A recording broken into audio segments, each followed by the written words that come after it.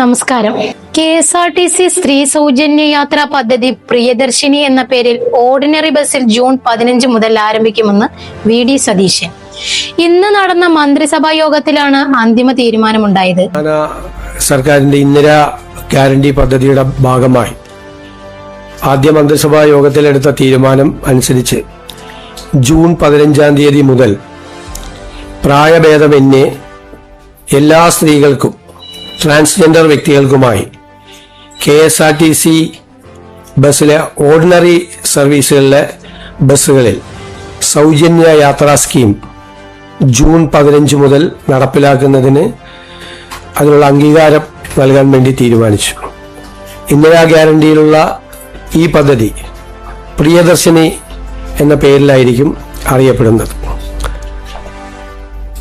വരുമാനം കണക്കാക്കിയിട്ടില്ല, പ്രായം കണക്കാക്കിയിട്ടില്ല, കണ്ടീഷൻസ് ഒന്നും ഇല്ലാതെ ആദ്യം ഓർഡിനറി ബസ് സർവീസിലാണ് ആദ്യഘട്ടത്തിലെ ഈ പദ്ധതി സൗജന്യ യാത്ര തീരുമാനിച്ചിരിക്കുന്നത്. രാജ്യത്ത് പെട്രോൾ പമ്പുകളിൽ പുതിയ നിയന്ത്രണം. ഇനി എല്ലാവർക്കും ഇന്ധനം കിട്ടില്ല. സാധാരണക്കാരായ ഉപഭോക്താക്കൾക്ക് ഇന്ധനം മുടങ്ങാതെ ലഭിക്കുന്നുണ്ടെന്ന് ഉറപ്പാക്കാൻ സുപ്രധാന തീരുമാനവുമായി കേന്ദ്ര സർക്കാർ. ഇതിന്റെ ഭാഗമായി വ്യവസായ വാണിജ്യ സാധന ആവശ്യങ്ങൾക്കായി റീറ്റെയിൽ പെട്രോൾ പമ്പുകളിൽ നിന്ന് പെട്രോളും ഡീസലും വാങ്ങുന്നത് സർക്കാർ വിലക്കി. മണിക്കൂറുകൾക്കുള്ളിൽ മനംമാറ്റം. ഇറാൻ ആക്രമണം റദ്ദാക്കിയെന്ന് ഡൊണാൾഡ് ട്രംപ്. വാഷിംഗ്ടൺ. യുദ്ധഭീഷണിക്ക് തൊട്ടു പിന്നാലെ ഇറാനെ ആക്രമിക്കില്ലെന്ന് അറിയിച്ച് അമേരിക്കൻ പ്രസിഡന്റ് ഡൊണാൾഡ് ട്രംപ്.